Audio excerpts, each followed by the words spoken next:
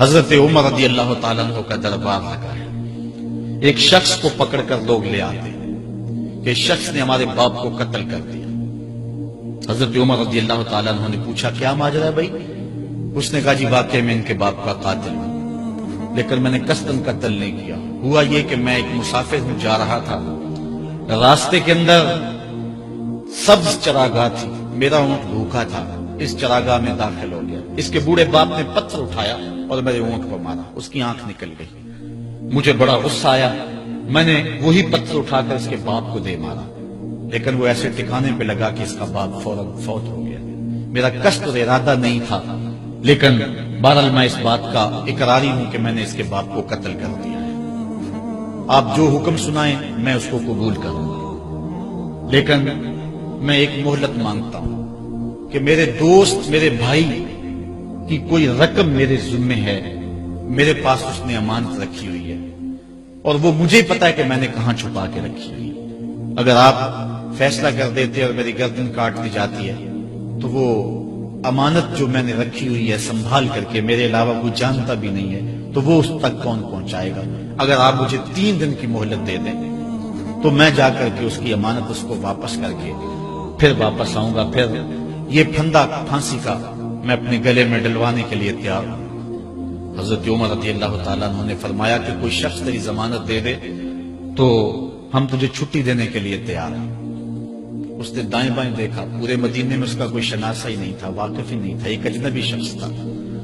حضرت ابو ذر غفاری کھڑے ہو گئے، کہا حضرت عمر میں اس کی ضمانت دیتا ہوں. ضمانت دے دی گئی، وہ چلا گیا.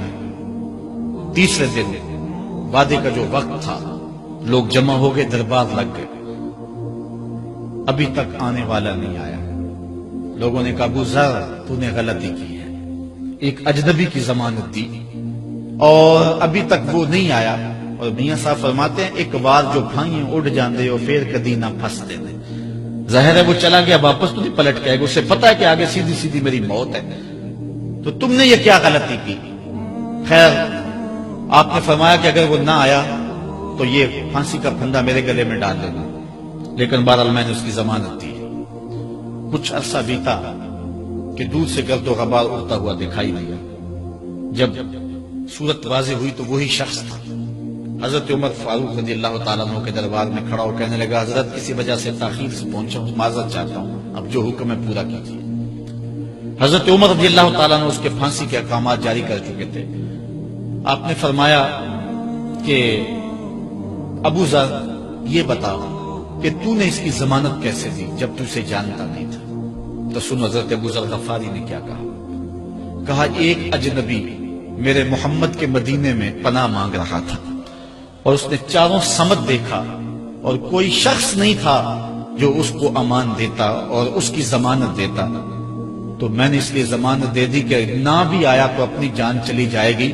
کل کو یہ تو نہیں کہے گا کہ محمد کے مدینے میں کسی نے ضمانت مانگی تھی، پورے شہر میں کوئی ضمانت دینے والا نہیں تھا.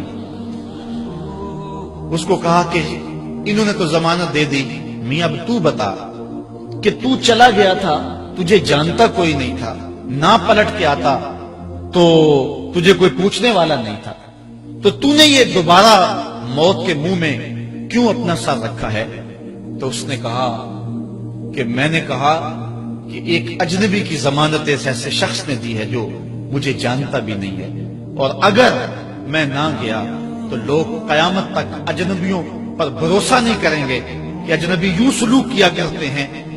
تو حضرت عمر رضی اللہ تعالیٰ عنہ اس کے پھانسی کے احکام جاری کیے.